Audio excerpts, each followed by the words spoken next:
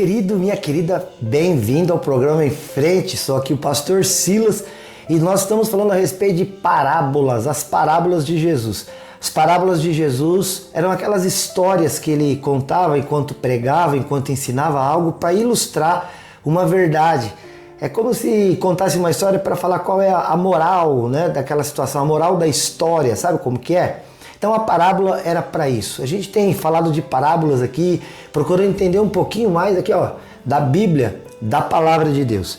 E hoje eu quero falar com você a respeito da parábola dos talentos, que se encontra aqui em Mateus capítulo 25, a partir do versículo 14. Eu vou ler um pouquinho para você entender. Será como um homem que, ausentando-se do seu país, chamou os seus servos e lhe confiou os seus bens. A um deu 5 talentos, a outro 2 e a outro 1, de acordo com a capacidade de cada um deles. E então partiu.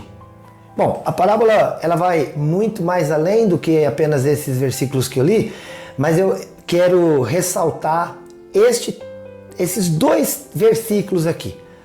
Um homem tinha muitas propriedades, era um homem muito rico, e aí então ele chamou 3 pessoas para administrarem aquilo que ele tinha, para que guardassem aquilo que ele tinha enquanto ele estaria ausente. Então a um ele chamou e deu 5 talentos, a outro ele chamou e deu 2 talentos e a outro ele deu apenas 1 talento. E por que foi assim?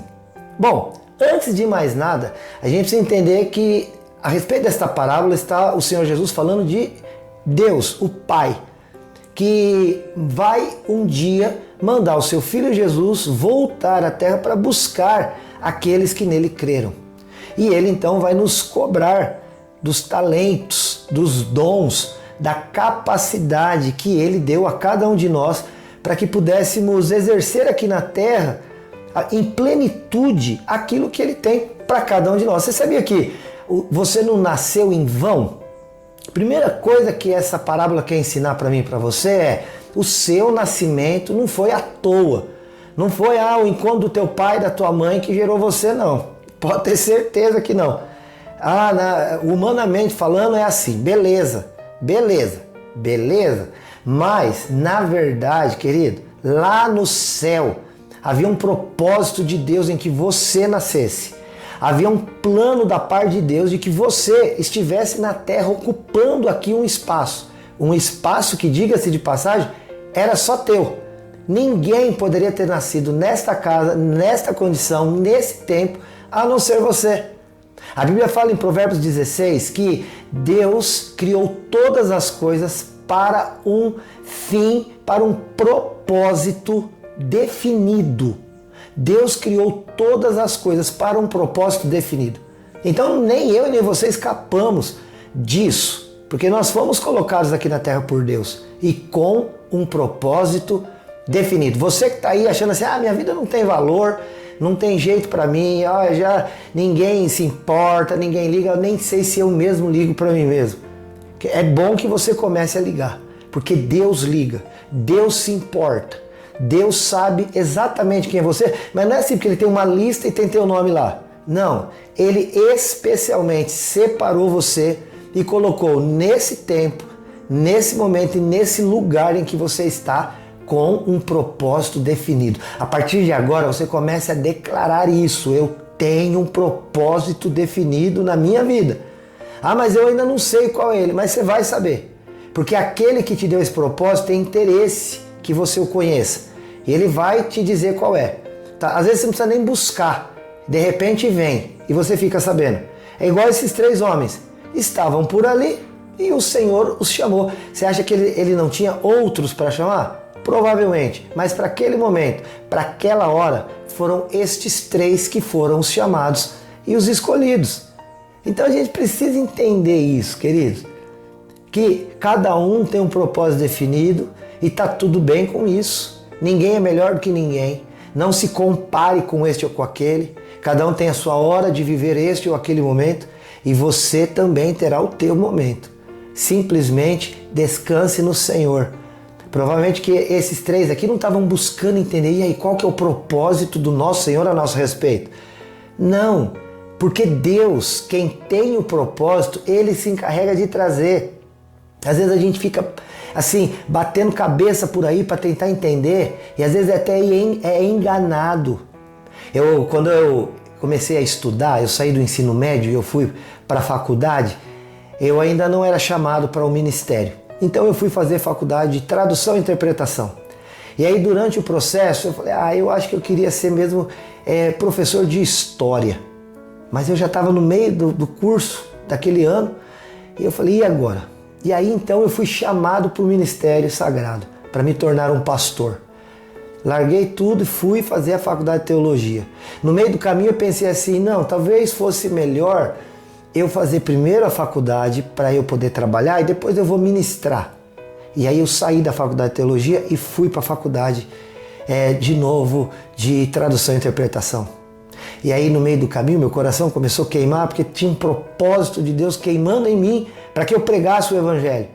Então deixei e voltei para a faculdade de teologia. E aí nessas indas e vindas eu fui entendendo exatamente qual era o propósito definido de Deus para mim. E hoje tenho certeza, vivo em plenitude. Mas quantas vezes, na dúvida, a gente tenta isso, tenta aquilo, porque às vezes a gente quer entender, ou então quer que Deus fale de qualquer jeito, ou então a gente vai fazendo associações com aquilo que nos está disponível. Querido, não precisa. Deus é quem chama. Ele vai falar, ei, você, e você vai saber exatamente. E olha, ele revela de maneira simples, lá em Jó, no capítulo 36, 33, a palavra de Deus diz que Deus fala de um modo e de outro, embora o homem possa não se atentar para isso. Os modos, a maneira de Deus falar podem ser muito diferentes, mas eles alcançam seu objetivo, que é comunicar a você e a mim qual é o propósito definido que ele tem para nós. Vai chegar o teu, aguarda. A outra coisa, queridos, é que você lembra que um recebeu 5 talentos, o outro recebeu 2 talentos e o outro recebeu apenas 1 talento. Esse talento era um recurso. Isso fica claro porque diz a Bíblia que um fez multiplicar os talentos de uma maneira, o outro de outra, e o outro enterrou o talento. E a este que foi dado 1 talento e que enterrou o talento, quando o Senhor voltou, cobrou dele o talento. Os outros entregaram multiplicado e esse voltou para entregar apenas 1. E aí o Senhor falou para ele, você foi imprudente, você não foi sábio, você foi nécio, ignorante. Por que pelo menos você não colocou isso no banco para render os juros? Então ele está falando de um valor, está falando realmente de algo material. Bom, mas é claro que a parábola não está falando de algo material. Lembra que a parábola é uma história para ilustrar uma outra coisa. Então Jesus usava argumentos conhecidos por eles para ensiná-los sobre algo, sobre uma verdade maior, sobre uma verdade eterna. Bom, aqui a Bíblia está dizendo que 5 para um, 2 para outro e 1 para outro. Aí você me pergunta assim, pastor, Deus é injusto? Por que deu mais para um e menos para o outro? Essa pergunta nunca deveria estar no nosso coração. Nunca. O que tem que haver no nosso coração, o apóstolo Paulo fala assim, olha, grande fonte de lucro é o contentamento. Grande fonte de lucro é o contentamento, querido. Há uma frase que eu costumo dizer muito quando eu vou pregar por aí, até mesmo na minha própria igreja, aqui na IP de Rolândia, que é assim, olha, eu sou contente, eu sou sorridente, porque eu sou crente. E sabe por quê? Jesus vai na frente e ele vence para a gente porque ele é valente. Querido, em nome de Jesus, como é que está teu coração? Está apertado porque de repente está se comparando com aquele vizinho e está achando que você está inferior aos olhos até mesmo de Deus? O que é isso? Não, sabe, a gente precisa aprender a estar contente, estar em contentamento. O que tinha 5, porque podia ter 5 naquela hora. O que tinha 2, porque podia ter 2, o que tinha 1, que podia ter 1. Quem deu sabe porque está dando. Quem entregou os talentos sabia exatamente o que estava fazendo, conhecia os seus servos. Às vezes a gente quer ter algo que o outro tem, mas será que a gente tem capacidade? Será que nós somos capacitados para suportar a responsabilidade que aquele que tem aparentemente mais do que nós está tendo? É uma pergunta para ser feita, querido. É muito fácil olhar o que o outro vive. Viver o que o outro vive é impossível, porque cada um tem um propósito definido nessa terra. Ao tentar se comparar e ficar nessa loucura de entender por que comigo é diferente, primeiro que você não vai encontrar resposta. Teu coração vai se achar vai se encher de amargura, às vezes de revolta. E aí você vai se afastar da fonte que pode te trazer alegria, paz e contentamento. Porque você vai questionar o próprio Deus, falar, meu Deus, por que comigo? Por que comigo é assim? Para com isso em nome de Jesus. Ande contente com aquilo que você tem e outras coisas vêm. O Senhor Jesus falou assim, olha, quem é fiel no pouco, no muito será colocado. Quem é fiel no pouco, no muito será colocado. De repente Deus te deu pouco para saber se teu coração ia ficar contente. Só que se você não estiver sendo, sabe o que vai acontecer? Como aconteceu com esse de 1. Provavelmente ele olhou, ele tinha 1. Ele deve ter olhado para o que tinha assim e falou, quer saber? Para mim ele só deu 1, eu vou enterrar isso aqui. Pegou e enterrou.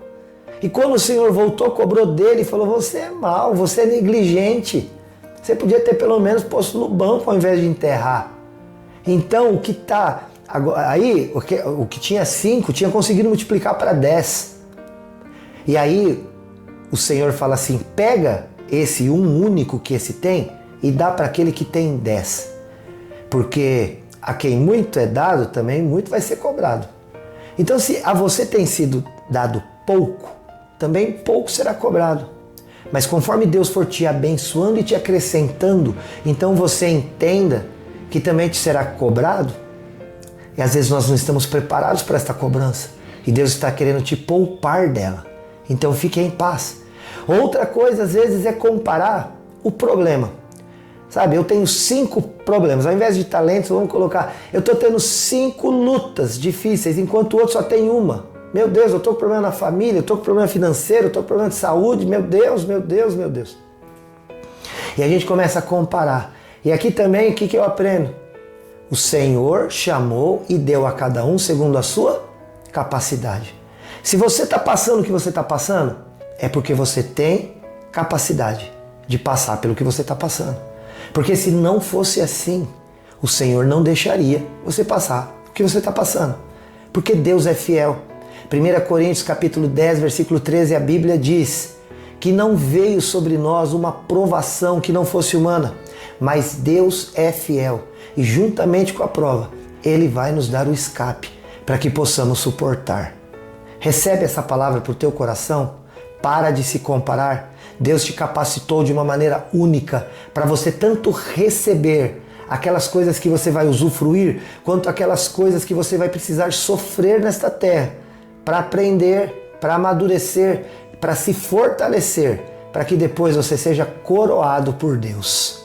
Recebe essa palavra no teu coração. Descansa o teu coração. Fica contente com aquilo que você tem. Fica contente com aquilo que você está vivendo. E logo as coisas mudam e Deus te vai dar muito mais para a glória do nome dele, o nome de Jesus. Que Deus te abençoe. Sou o pastor Silas aqui da IPI de Rolândia, que fica na Santos Dumont, 1075 no centro de Rolândia. Nosso telefone lá na secretaria é 43 30 15 27 27. Esse telefone também é um WhatsApp. Entre em contato com o nosso WhatsApp aqui do Em Frente no 43 991 47 5007. Ou então você pode falar comigo, conosco aqui da igreja nas nossas redes sociais, que são assim, ó, no Facebook, Em Frente Responde, no Instagram, Em Frente Responde, e no YouTube, Em Frente Responde. É o mesmo nome, é fácil de achar. Vai lá procurar, se inscreve, segue e curte as nossas páginas. E nós estaremos juntos todos os dias, aqui na TV Cultura, segunda a sexta, em 2 horários, 8 da manhã e 1h30 da tarde. Eu aqui, ó, amo você em Jesus. Deus te abençoe. Até o próximo. Tchau.